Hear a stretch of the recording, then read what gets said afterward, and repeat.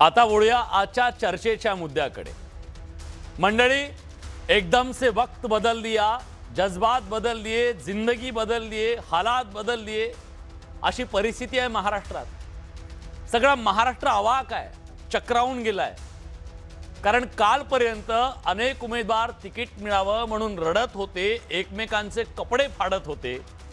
त्यानंतर अचानक उमेदवारी मिळालेले रणमैदानातून पसार होत आहेत। लाट आली आहे माघार घेणाऱ्यांची, आणि माघार घेणाऱ्या उमेदवारांना काही जण रणछोडदास म्हणून हिणवतायत, जिंकलेल्यांना नावबोट ठेवतायत। खरं तर त्यांचं कौतुक केलं पाहिजे, कौतुक। कारण निवडणूक मुक्त लोकशाहीसाठी हे खूप गरजेचं आहे। कारण निवडणुकीला लोकशाहीचा उत्सव म्हणून वर्षानुवर्ष आपल्या सगळ्यांची फसवणूक सुरू होती हो। त्यामुळे विकासासाठी निवडणुकीचा हा जो खेळ कुठेतरी थांबणं अतिशय गरजेचं होतं। त्यासाठी जवळपास 50-60 वीरांनी आपलं बलिदान दिलंय, पुढाकार घेतला। आज लोक त्यांना दूषणं देत आहेत, नको नको ते आरोप लावतायत। तिकीट मिळवण्यासाठी जीवाचा आटापिटा करून ऐनवेळी विकासासाठी समंजसपणा दाखवला। चुकलं का हो? किती मोठं काळीज लागतं त्यासाठी।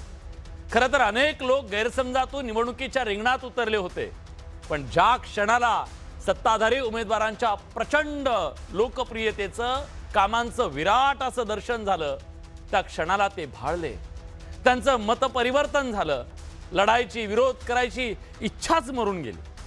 विकासाच्या वाटेवर निघालेल्या या विकास योद्ध्यांना आपण विरोध का करावा, वादविवाद का करावा असं वाटून त्यांनी सत्ताधारी उमेदवारांच्या डोक्यावर गुलाल उधळला। असं करून त्यांनी अपराध नाही तर मतदारांवर सुद्धा उपकार केलेत, उपकार। लोकांना मतदानाला जाण्याची, उन्हातानात उभं राहण्याची, बोटशाहीनं काळी करण्याची वेळच येऊ दिली नाही। शिवाय निवडणुकीच्या प्रचारात काही दीडशहाणे लोकप्रतिनिधींना प्रश्न विचारतात, जाब विचारतात। त्यातून त्यांच्या आत्मसन्मानाला पोहोचणारी ठेच कुठेतरी थांबली। आता मतदार कुठे आणि कसा जाब विचारेल सांगा बरं? एवढंच नाही, जे मतदार 5 वर्ष नेत्यांच्या दारावर येतात त्यांना निवडणुकीच्या वेळी मतदारांच्या दारावर जावं लागतं। जे एरवी सगळ्यांना वाकवतात त्यांना निवडणुकीच्या वेळी मतदारांच्या पुढे वाकावं लागतं। हे कितपत योग्य आहे? हे कुठेतरी थांबायला हवं की नाही? निवडणूक ही मतदार नावाच्या अतिसामान्य अशा प्राण्याला विनाकारण ताकद देते। वर्षानुवर्ष खुर्चीवर बसवलेल्या बिचाऱ्या साहेबांना चक्क घरी पाठवण्याची हिंमत देते। अशी निर्दयी निवडणूक खरंच हवी का हो? हे कुठेतरी थांबायला नको का? या उदात्त हेतूनं कुणी काही प्रयत्न केले असतील तर त्याला विरोध करणं कितपत योग्य आहे तुम्हीच सांगा। विरोधी पक्षातील काही पक्षांना, त्यांच्या नेत्यांना, कार्यकर्त्यांना, अगदी उमेदवारांना सत्तेचे वेध लागलेत। कारण त्यांना कळून चुकलंय, सत्तेशिवाय विकास नाही। हा सामंजस्यपणा खरं तर सगळीकडे पसरला पाहिजे। ग्रामपंचायतीपासून खासदारकीपर्यंत अगदी बडे मुद्दे सुद्धा कुणी यापुढे वाद घालायचा नाही, फक्त एकमेकांना अनुमोदन द्यायचं। मीही कुणाला प्रतिप्रश्न करणार नाही, सगळं कसं बिनविरोध झालं पाहिजे। आणि म्हणूनच हे या सगळ्यामध्ये आज सामान्य माणसाच्या आवाजाला उभं करण्याचा प्रयत्न करू।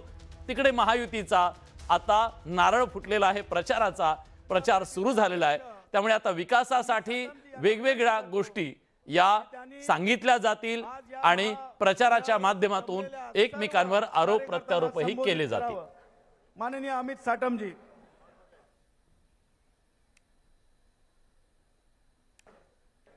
सियावर रामचंद्र की, पवन सुत हनुमान। पण या सगळ्या बिनविरोधमुळे, ह्या बिनविरोधच्या लाटेमुळे काही सवाल निर्माण झालेत, जे आज आपण उपस्थित करणार आहोत या महाराष्ट्राच्या समोर। प्रश्न आहे, बिनविरोध निवडणूक विरोधकांची हाराकिरी आहे का? विरोधकांना आपले उमेदवार सांभाळता येत नाहीत असं सांगितलं जातंय, हे खरं आहे का? प्रश्न हा सुद्धा आहे की बिनविरोध निवडणुकीसाठी पैशांचा वारेमाप वापर झाला, हा जो आरोप केला जातोय त्याच्यात तथ्य आहे का? प्रश्न हा आहे की बिनविरोध निवडणुकीचा पायंडा या लोकशाहीसाठी किती घातक आहे?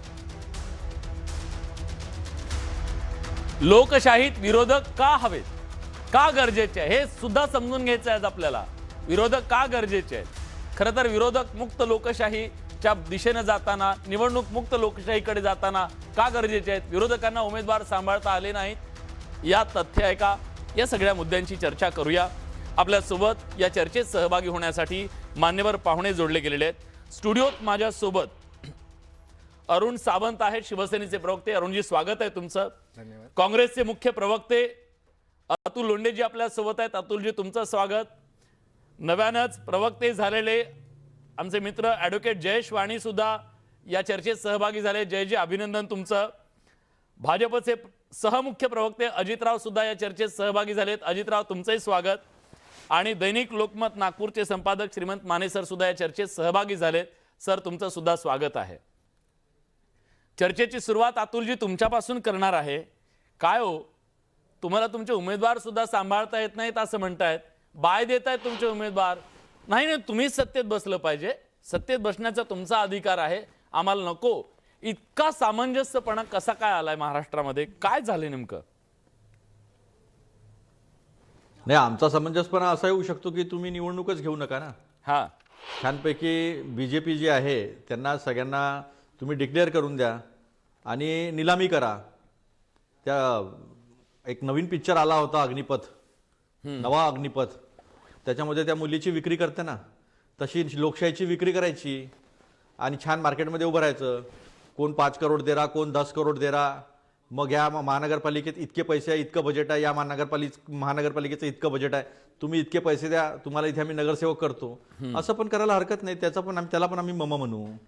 जे सुरू आहे ते तुम्ही म्हटलं की गुलाल उधळला, ज्यांनी फॉर्म परत घेतला त्यांनी गुलाल उधळला. किती कोटीचा गुलाल होता वा? 5 कोटीचा होता, 10 कोटीचा होता. काय महाराष्ट्राला माहित नाही की महाराष्ट्राच्या राजकीय कार्यकर्त्यांना माहित नाही कोण कोणाला किती पैसे देऊन राहिलेला आहे, कोण कोणाला माघारी करण्यासाठी कसं दपटशा करतायत.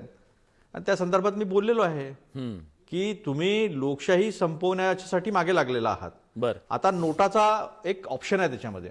नोटा हा उमेदवार जरी मानण्यात आला नाही तरी ऑप्शन आहे. मग तुम्ही जो एक उमेदवार होता, बाकी इतर सर्वांनी परत घेतला, एक उमेदवार होता, कदाचित उद्या लोकांनी त्याला नाकारलं असतं, पण लोकांचा तोही अधिकार तुम्ही काढून टाकला.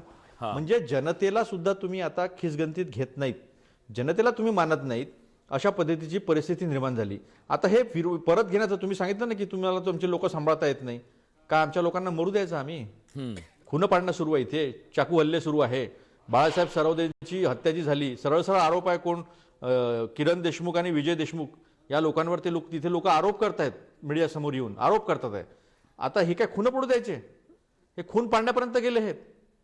आणि हे सगळं करत असताना डोळे मिटून आमचा निवडणूक आयोग बघतोय. मग आता असंच म्हणावं लागेल, बा ठीक आहे, आमचा जीव तरी घेऊ नका, जगू तरी द्या आम्हाला. ठीक आहे. मी अजितरावांना विचारतो, निलामी करून टाका तुम्ही सगळ्या गोष्टींची. ठीक आहे, अजितरावांना विचारतो. अजितराव, 2 दिवसात असं काय घडलं, म्हणजे कसं मतपरिवर्तन झालं बरं? हे एकदम असं सगळं वातावरणच बदललंय, ही लाट का आली महाराष्ट्रामध्ये?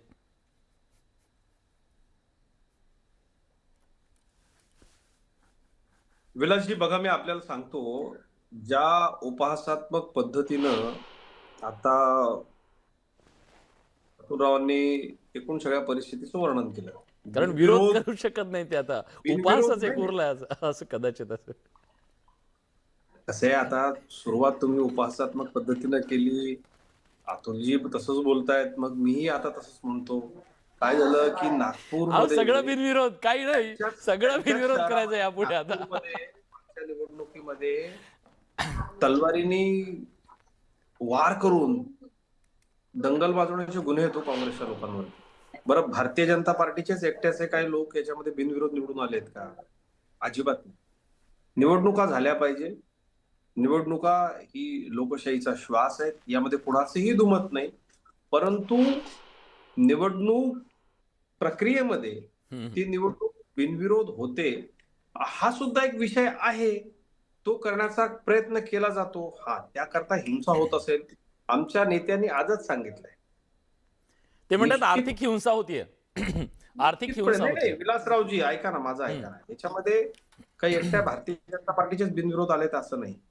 फार इस्लामिक पार्टीपासून आघाडीचे सुद्धा आहेत, शिवसेनेचे सुद्धा आहेत. त्याच्यामध्ये काही एकटा भारतीय जनता पार्टी असं नाही. त्यामुळं तुम्ही एकदम मला उद्देशून ज्या पद्धतीने उपासात्मक बोलताय ते थोडंसं राखून ठेवा. नाही नाही अरुणजी आहेत ना, आज काय करताय? नाही अरुणजींचा काही प्रश्न नाही, ऐका ना 2 मिनिटं हा. आहे. जिथं जो स्ट्रॉंग आहे तो माणूस हे करण्याचा प्रयत्न करेल. पण अतुलजी, आपण जसं म्हणालात की त्याकरता जर हिंसा होत असेल, तशी ती अतुलजी ज्या शहरातनं येतात त्या नागपूरमध्ये आपल्या काँग्रेसच्या कार्यकर्त्यांनी पळून म्हणजे तलवारीनं वार केले हो भारतीय जनता पार्टीच्या कार्यकर्त्यांवर. हे वाईट आहे, अतिशय वाईट आहे. त्यामुळं कुठेही बिनविरोधाच्या अट्टाहासापोटी पैशाचा वारेमाप वापर होत असेल, हिंसा होत असेल, लोकांचे खून पडत असतील, तर हे होऊच नये. आमच्याही वरिष्ठ नेत्यांचं याला अजिबात समर्थन नाही. निवडणूक आयोगानं सुद्धा आज जे म्हटलंय की जिथं जिथं बिनविरोध झालेला आहे त्या सगळ्याची चौकशी होईल, ती झालीच पाहिजे आणि अत्यंत निष्पक्ष पद्धतीनं निवडणुका पार पडल्या पाहिजे. हे अगदी नाही, आता कोणी लढायला तयार नसेल तर तुम्ही तरी काय करणार आहात त्याला? म्हणजे नाही एक असं नाही हो, असं नसतं विलासजी. असे अनेक, म्हणजे मी तुम्हाला सांगतो ना, काँग्रेसला सुद्धा असे उमेदवार सापडतात ना, मटकेवाले आहेत, गुंड आहेत. नाही तसं नाही, तुम्हाला माझं म्हणणं लक्षात नाही आलं. अरुणजी संदर्भ माझ्या चांगला लक्षात आला अरुणजी, परंतु आपण एक लक्षात घ्या अरुणजी, एक धोका हा सुद्धा आहे. धर्माच्या नावावरती सुद्धा हे होतंय बघा. इस्लामिक पार्टीचे काही लोक या महाराष्ट्रामध्ये बिनविरोध निवडून आलेले आहेत आणि मुस्लिम बहुल परिसरामध्ये हे काम तिथल्या धार्मिक लोकांनी धर्माच्या नावावरती, म्हणजे पैसा हिंसा हे तर आहेच, पण हा एक अजून एक त्याच्यामध्ये पार्ट लक्षात घ्या. त्यामुळं या सगळ्या बिनविरोध हे चौकशी झाली पाहिजे या सगळ्याची. आमचा त्याला सपोर्ट आहे असं खूप गंभीर आहे. हे जर असं होत असेल तर गंभीर आहे. ह्या सगळ्या चौकशी झाली पाहिजे अरुणजी, झालीच पाहिजे. पहा, चौकशी तर झालीच पाहिजे आणि ती होणारच आहे.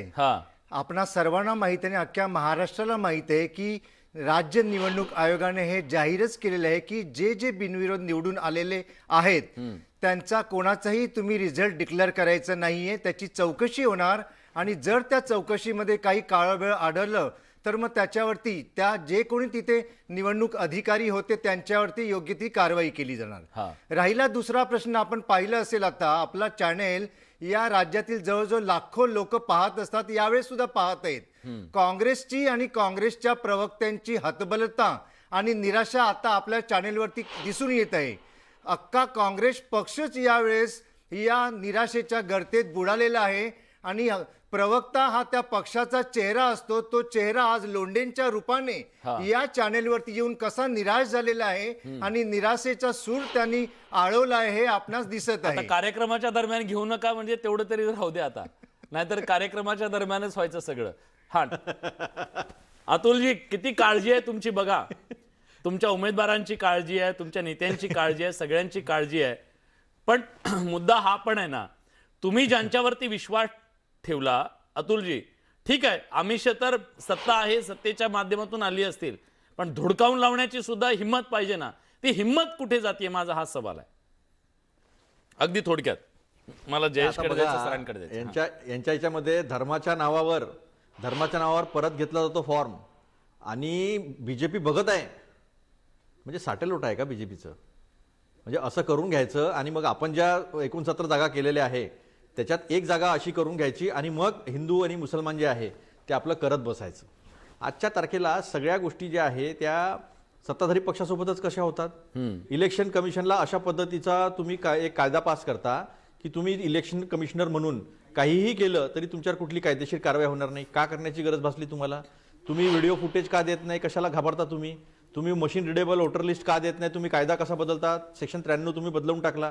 म्हणजे प्रत्येक गोष्टीमध्ये तुम्ही निवडणुका चोरण्याचा आणि निवडणुका मॅनिप्युलेट करण्यासाठी जे केलेलं आहे ते ढळढळीत पुराव्यानेशी सगळ्यांसमोर आहे. तुम्ही कायदेच बदलून टाकले ना. चंदीगड हायकोर्टाने म्हटलं होतं की द्या मशीन रिडेबल वोटर लिस्ट द्या आणि सीसीटीव्ही फुटेज द्या. ते तुम्ही का कायदा बदलून टाकला? एक गोष्ट स्पष्टपणे आहे की निवड प्रक्रियेपासून तर वोटर लिस्ट देण्यापर्यंत या सगळ्या गोष्टीचं मॅनिप्युलेशन जे आहे ते बीजेपीने पहिल्यांदा केलं. दुसऱ्यांदा त्यांनी मग जसं लोकसभेत हारले. ठीक आहे मला चर्चेत जयेशला सगळा प्रकार जो आहे जयेश बोलतायत, मला त्यांच्याकडे जायचंय. जयेश, मला सांगा, मला बोलू द्या. मग नाही, मी दोघांना थांबवतो. मी आता सत्य बोलतोय ना. याच्यातला एक जरी मुद्दा खोटा असेल ना तर मी तुम्हाला एक जरी मुद्दा खोटा असेल एक जरी मुद्दा खोटा असेल तर तुम्ही ते सिद्ध करून दाखवा. ठीक आहे ठीक आहे ठीक आहे सिद्ध करून मला दाखवा. वेळेची एक मर्यादा मुद्दा आहे, असेल तर- वेळेची मर्यादा या गोष्टी ज्या मी आहेत, जय- या गोष्टी जयेश इतक्या यांच्याकडे गेलो नाही. गडगडीतपणे पुढे आलेल्या जयेश, आहेत. आणि पहा व्हेनेझुएलामध्ये काय झालं, व्हेनेझुएलामध्ये काय झालं, मी दोघांनाही थांबवतोय. व्हेनेझुएलामध्ये ज्या जयेश, पद्धतीचं कल्याण voting डोंबिवली हा सुरू तुमचा बालेकिल्ला होता. बालेकिल्ला तुम्ही स्वतः तिथून येता, मला माहिती आहे तिथली परिस्थिती तुम्हाला अगदी चांगली माहिती आहे.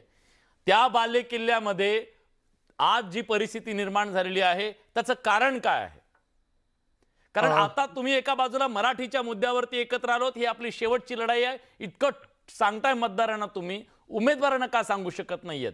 काय नेमका प्रॉब्लेम आहे मला ऐकायचंय.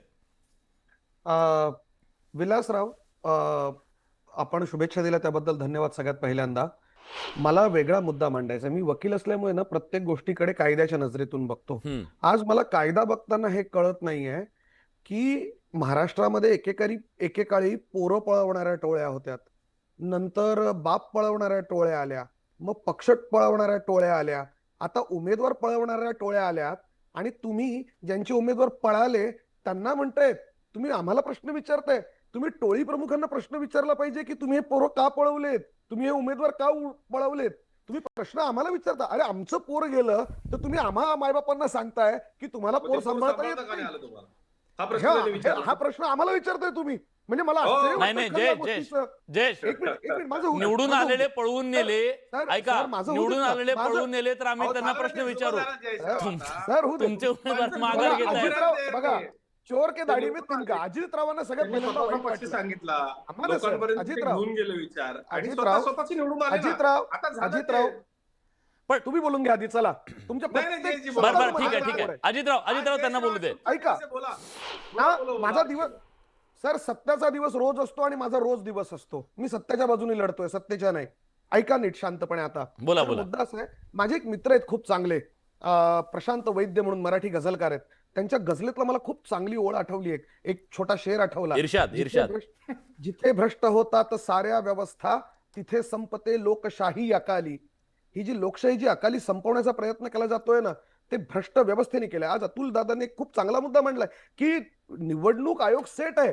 अरुण सावंत साहेब म्हणतात की चौकशी होईल आणि कारवाई होईल अधिकाऱ्यांवरती तर त्या कारवाई होणार आहे. अरुण सावंत साहेब, ज्या अधिकाऱ्यांनी विरोधी पक्षाचा एखादा उमेदवार निवडून दिलेला आहे त्याला बिनविरोध केलाय. मी आज IBN लोकमत टीव्हीच्या लाईव्ह डिबेटमध्ये मी चॅलेंज देतो, एकाही अधिकाऱ्यावरती कारवाई होऊन जर निवडणूक महाराष्ट्रात पुन्हा लागली पुढच्या एक वर्ष राजकारण सोडून दिलं आणि ढेंगा घालून जाईल म्हणाल त्याच्या महाराष्ट्रातल्या. करून दाखवा, हिंमत आहे तर. खोटं बोलायचं, रेटून बोलायचं. मला एक महत्वाचा मुद्दा मांडायचा आहे फक्त विलासराव, आणि मग आपण पुढे जा. सर, ज्या लोकांनी हे उमेदवार पळवलेत त्यांना विचारणार नाही की हा पैशाचा माज कुठून आला, ही अर्थव्यवस्था कशी उभी केली गेली. म्हणजे तिकडे जाऊन मतदारांना मतं मागायला लागू नये. निवडणुकांमध्ये जे काही निवडणुकी आयोगाने सांगितले ते खरे खोटे 5-25 लाखाचे आकडे सेट करता येऊ नये, कोट्यवधी रुपयांची उलाढाल करायची आणि उमेदवार पळवायचे. हा निर्लज्जपणा महाराष्ट्राच्या राजकारणात कधी होता याआधी? आपण सगळेजण, इव्हन अजित चव्हाण सर आहेत, श्रीमंत माने सर आहेत, आपण तिघही पत्रकारितेतून येतो, चौघही जण. अतुल लोंढेंना आपण इतकी वर्ष झाले ओळखतोय. माने सरांना, सर सांगा तुमच्यापैकी कुणी उत्तर द्या स्वतःच्या मनावरती हात ठेवून. हा निर्लज्जपणा महाराष्ट्राने कधी बघितला यापूर्वी? आणि तुम्ही निर्लज्जपणाचं कंपॅरिझन करणार, त्यांचा एक निवडून आला म्हणून आमचे 69 आले. निर्लज्जपणाचं कंपॅरिझन करणार. ठीक आहे मी विचारतो म्हणजे माने सर, बरोबर तुम्ही कंपेअर करता. माने सर, ठरवून देणार. इलेक्शन का दिन था. नाही एक फक्त मला एक अर्धा मिनिट हा बोला. अर्धा मिनिट. माझ्या मित्राला आजच प्रवक्तेपदाचं पत्र मिळालंय म्हणून मी अजिबात त्यांच्याशी प्रवाद न करता त्यांना पूर्ण बोलू दिलं. मित्रवर्य, मला हाच प्रश्न आपल्या लोकांना विचारायचा आहे. काय झालंय माहितीये का? हे का घडलं मी तुम्हाला सांगतो. 2.5 वर्ष मी जेव्हा भारतीय जनता पार्टीमध्ये प्रवेश केला, जयेशराव आपल्यालाही माहितीये, मी संपादक होतो, मला 4 आकडी पगार होता, माझी नोकरी आपण संपादक नव्हता, प्लीज आपण अँकर होता, कार्यकारी संपादक होतो. जे आपल्याला बरं जाऊ दे, वैयक्तिक नको ना आपण. व्यक्तिगत व्यक्तिगत नाही, आपण मुद्द्याचं बोला. नाही मी एक मिनिट. माने सर तुम्हाला माहित नसलं, तुम्ही मित्र आहे माझे, तुम्ही अशा पद्धतीने एक मिनिट. माने सर, ही सगळी जी परिस्थिती आहे, प्लीज मी दोघांना. हा बरं बोला. माझी गोष्ट ऐका, वैयक्तिक नको. जयश्राव आज ज्या चॅनलवर आपण चर्चा करतोय त्या चॅनलवरती सुद्धा मी कार्यकारी संपादक म्हणून जॉईन होणार होतो आणि मी जेव्हा राजकारणामध्ये आलो त्यावेळेला मी कार्यकारी संपादक होतो. तुमच्या माहितीसाठी सांगतो, मी मित्र आहात माझे, मित्राची माहिती ठेवत चला, पुढे बोलू, जाऊ दे, हरकत नाही. हे सगळं का घडतंय तुमच्या बाबतीत माहिती का? वैचारिक दिवाळखोरीमुळे. मी जे सांगितलं त्याच्या बॅकग्राऊंडला येतो का? जेव्हा मी भारतीय जनता पार्टीमध्ये प्रवेश केला, 25 वर्ष या महाराष्ट्रात महाविकास आघाडीची सत्ता राहील अशा पद्धतीच्या वल्गना करत तुमचे लोक फिरत होते. मला तुम्ही सांगा, त्या काळामध्ये इतक्या कठीण परिस्थितीत आमच्यावरती गुन्हे दाखल केले, इतक्या वाईट परिस्थितीमध्ये तुम्ही अक्षरशः छळ आमच्या कार्यकर्त्यांचा केला, एक साधी फेसबुकवर पोस्ट केली तर तुम्ही 57 दिवस माझ्या एका सहकार्याला जेलमध्ये ठेवलं, 24 वर्षाच्या मुलाला. इतका मास तुम्हाला सत्तेचा आला होता, पण तो टिकला नाही. आणि त्याही काळामध्ये भारतीय जनता पार्टीचा एकही नेता किंवा कार्यकर्ता या भीतीपोटी सोडून तुमच्याकडे गेला नाही. का नाही गेला माहितीये का? तुमची जी आज वैचारिक दिवाळखोरी झाली आहे ना, आज बाळासाहेबांच्या आत्म्याला जो त्रास होतोय तुम्ही काँग्रेस बरोबर गेल्यामुळं, तो आम्ही कधीच केला नाही. आम्ही विचारावरती ठाम राहिलो, विचारावरती ठीक ठाम आहे, ठीक आहे, ठीक आहे. मला माने सरांना या चर्चेत आणायचं आहे. आणि तुम्ही माने सर, बाद झालं, मी पुरेसा वेळ दिला अजितराव तुम्हाला. लक्षात ठेवा. माने सर, साधारणपणे या स्थानिक स्वराज्य संस्थांच्या निवडणुकीमध्ये अपवादात्मक परिस्थितीत एखादा उमेदवार बिनविरोध आल्याचा आपण यादी बघितलेला आहे, पण आज जो आकडा आहे तो डोळ्यात भरणारा आहे. 70 पेक्षा जास्त कदाचित ही संख्या आहे आणि सत्ताधाऱ्यांची संख्या त्याच्यामध्ये बहुतांश आहे. हे सत्ताधाऱ्यांवरचं प्रेम आहे, त्यांच्या विकासाला भाळून हे लोक असे एकदम डोळे दिपवून आता नको आपण लढायला, तुम्हीच विकास करा असं सांगून गेलेले आहेत, की ही सत्तेची पॉवर आहे, जे अजितराव म्हणाले आम्ही स्ट्रॉंग आहोत. एक तर ही सत्तेची पॉवर आहे आणि 2869 एवढ्या जागांवरती या 29 महापालिकांमध्ये निवडणूक होते आणि त्याच्यातल्या या ज्या 70 आहेत वरच्या 28च्या वरच्या, त्याच्यासाठी जे प्रयोग केला आहे तो प्रामुख्यानं निवडणुकीमध्ये यश मिळवण्यासाठी आम्हाला किती प्रचंड जनसमर्थन आहे हे नॅरेटिव्ह सेट करण्यासाठी केलेला हा प्रयोग आहे. त्यासाठी पैसा म्हणजे साम दाम दंड भेद हे सगळं वापरलंय. चौकशी वगैरे सगळ्या ज्या गोष्टी केल्या जात आहेत तर ते चौकशीतनं काय येणार नाहीये बाहेर. माझा मुद्दा वेगळा आहे. मुद्दा हा आहे की अशा पद्धतीनं सत्तेचा वापर करून काय 60-70 ठिकाणी समजा निवडणूक जरी लढवली असेल, मी आता असं नाही म्हणत की म्हणजे हा जो ट्रेंड आहे तो उरलेल्या जागांवरती राहणारच नाही वगैरे, असं काही धाडस करणार नाही, कारण सगळी परिस्थिती आपल्याला माहित आहे. पण तरी सुद्धा 2-3 कायदेशीर घटनात्मक दृष्ट्या जे मुद्दे आहेत त्याचा कोणी विचार करत नाही.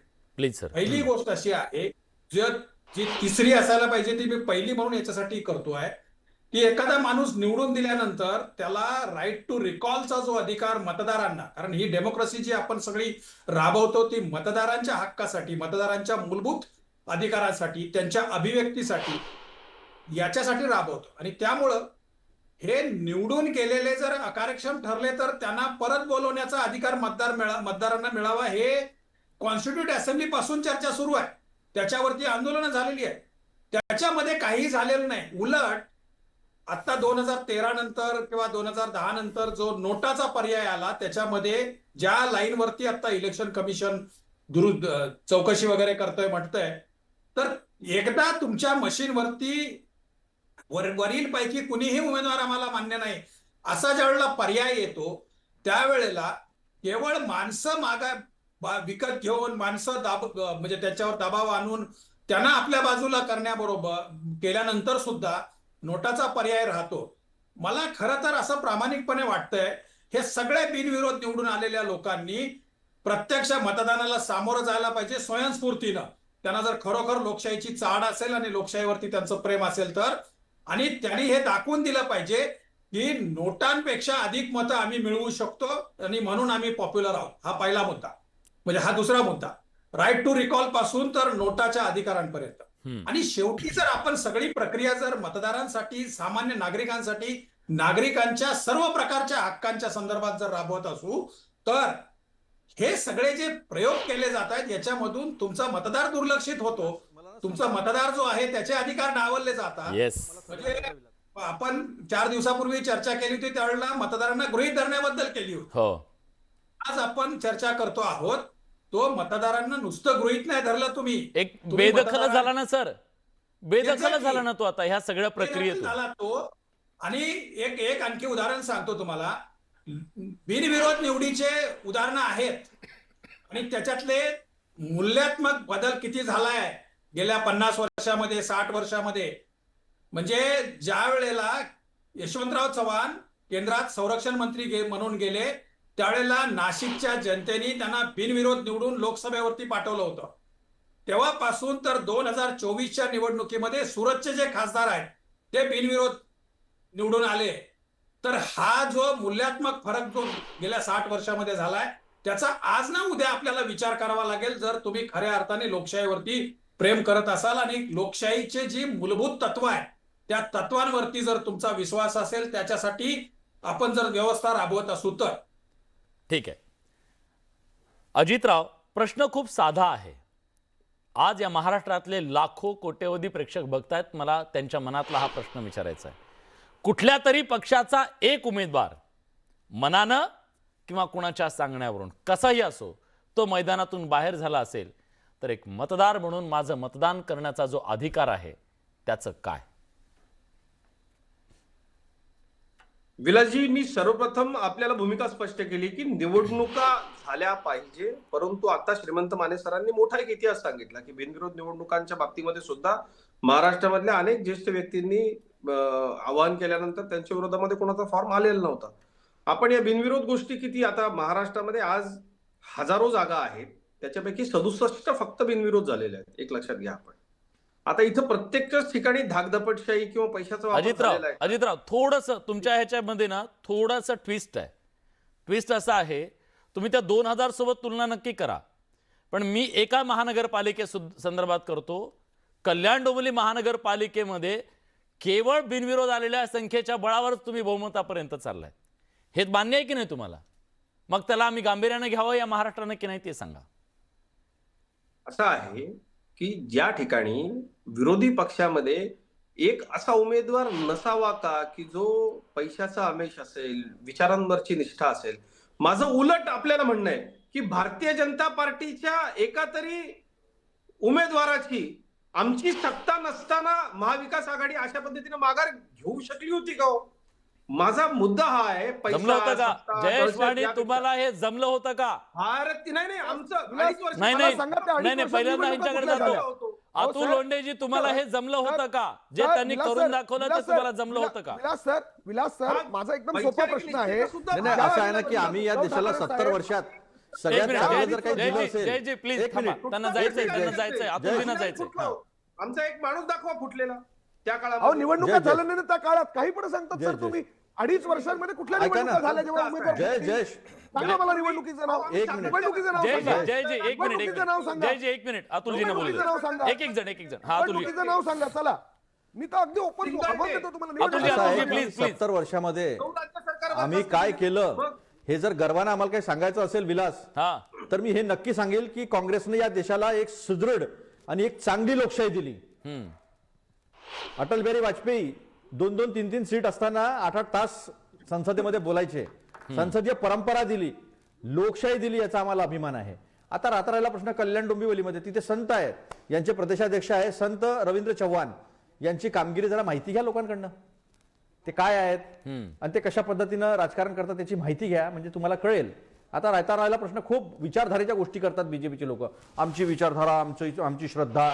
कसली श्रद्धा हो तुमची? तर 70% पेक्षा जास्त तुम्ही सगळे काँग्रेसमधून, राष्ट्रवादीमधून, वेगवेगळ्या पक्षातून आलेले लोक आहे. कसली तुमची विचारधारा आहे, कसली तुमची निष्ठा आहे? बिचारे सतरंजी उचल्यावर राप सांग बनणं सुरू आहे. आणि तिसरा मुद्दा विलास, तेलंगणामध्ये बॅलेट पेपरवर निवडणुका झाल्या आता या स्थानिक स्वराज्य संस्थांच्या. पंजाबमध्ये झाल्या, केरळमध्ये झाल्या. सपाटून मार खाल्ला हो. 2 आणि 3 जागा आल्या यांच्या फक्त केरळमध्ये तिरुवनंतपुरम ती महानगरपालिका मिळाली यांना. सपाटून मार खाल्ला, 1 जागा, 2 जागा, 0 जागा. मग यांना जर असं वाटतं की यांचं खूप चांगलं काम आहे, खूप विकासाचं काम केलेलं आहे, घ्या ना बॅलेट पेपरवर निवडणुका. होऊन जाऊ द्या ना दूध का दूध, पाणी का पाणी. होऊन जाऊ द्या ना दूध का दूध, पाणी का पाणी. म्हणजे सरळ बाहेर राज्याच्या काँग्रेसच्या हातामधनं आपण अतुलजी ती वेळच येत नाहीये विरोधकांवर. बॅलेट तुमच्या पेपरवर पक्षामध्ये निवडणुकीची वेळच येत नाही, त्याच्या सहकारी आधीच उमेदवार जर तुमच्या जात असतील काय म्हणजे आता पक्षाच्या कार्यशैलीला कंटाळून भारतीय जनता पार्टी अहो विलासजी, विलासजी, हा आनंद आहे आम्हाला, आमचं काय आहे? विधानसभेच्या निवडणुकीमध्ये 3,000, 3,500, 4,000 बॅलेट पेपरचे वोट होते. त्याच्यापैकी आम्ही 167 जागांवर अरुणजी- यांच्यापेक्षा कितीतरी मतांना पुढे होतो आणि ईव्हीएमचे मतं आले आणि बॅलेट पेपरचे मतं मोजल्यानंतर रोहित पवार असेल, नाना पटोले असेल, हे त्या बॅलेट पेपरच्या मतांवर जिंकले. तुम्ही 5,000 मतांमध्ये पूर्ण महाराष्ट्राचा एक्झिट पोल सांगता, ओपिनियन पोल सांगता आणि तेवढ्या बॅलेट पेपरमध्ये आणि ईव्हीएमच्या मतांमध्ये एवढा अंतर कसा पडतो? ठीक आहे, मी मी सगळं मी- मी गडबड अरुणजींना सुरू विचारतो. आहे. अरुणजी आहे तिथं, अरुणजींना एक प्रश्न विचारतो. धन्यवाद. हे ज्या पद्धतीचं अरुणजी, जेव्हा अविश्वासाचं आपण वातावरण लढून तयार एखादी करण्याची गोष्ट जिंकतो वेळ आपल्यावरती त्यानंतरचा काय आली? आनंद आणि अशा प्रकारे बाय दिल्यानंतरचा आनंद तुम्हाला काय वाटतं?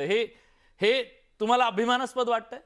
पहा विलासजी, लढून म्हणजे रणांगण असो किंवा राजकीय रणांगण असो, हा. त्याच्यामध्ये लढल्यानंतर जो आनंद मिळतो तो एक अवर्णनीय असतो, याबद्दल काही वाद नाही. परंतु जर समोरच्या पक्षाकडे लढण्याची लायकी असणारा एखादा उमेदवार पण ते देऊ शकत नाही. पळपुट्या लोकांना जर ते निवडणुकीच्या रिंगणात पाठवत असतील आणि निवडणूक येण्याच्या अगोदरच जर ते पळ काढत असतील, तुम्ही पाठवले याचा होते याचा त्यांच्याकडे? अर्थ काय निघतो? याचा काही जण अर्थ- म्हणतात की तुम्ही त्यांच्याकडे नाही पाठवले नाही, होते, याचा असं काय आहे अर्थ का? हा निघतो की त्या उमेदवारांचा ना तर त्यांच्या पक्षावर भरोसा राहिलेला आहे, ना त्यांच्या पक्षाच्या नेतृत्वावर. त्यांना हे कळतंय की मी जर आता या रणांगणात उडी घेतली तर शेवटपर्यंत माझा पक्ष माझ्या पाठीमागे असेल की मला या रणांगणात या लढाईत खाईत ढकलून देतील, हा तुमच्यावर विश्वास एवढं राहिलेला आकर्षण नाही. काय? आमच्याकडे आकर्षण हेच आहे की गेल्या 4 वर्षांमध्ये आदरणीय मुख्यमंत्री आमचे देवेंद्र फडणवीसजी आणि त्यावेळचे मुख्यमंत्री एकनाथ शिंदेजी यांनी जनहिताच्या ज्या काही गोष्टी केल्या, खास करून लाडक्या बहिणींसाठी जे जे काही केलं, गोरगरिबांसाठी जे जे काही केलं, त्याने जनतेचा विश्वास त्यांच्यावरती, पक्षावरती आणि त्यांनी दिलेल्या उमेदवारांवरती स्ट्रॉंग राहिलेलं आहे. आणि जे उमेदवार आमच्या विरोधात आले होते त्यांना शेवटच्या क्षणी हे कळलं की आपली काय आता इथे खैर नाहीये, तेव्हा उगीच हार पत्करण्यापेक्षा पळून गेलेलं बरं. बर जयेश, एक कमेंट तुमची मला सरांकडे द्यायचं आहे. ऐका, हा. अगदी अगदी अगदी अगदी मी फक्त प्रश्न विचारतो आणि थांबतो. हा. काय क्रिमिनल लॉयर आहे त्यामुळे मला क्रॉस एक्झामिनेशन करता येतं. मी तेवढाच प्रश्न सावंत साहेबांना विचारतो.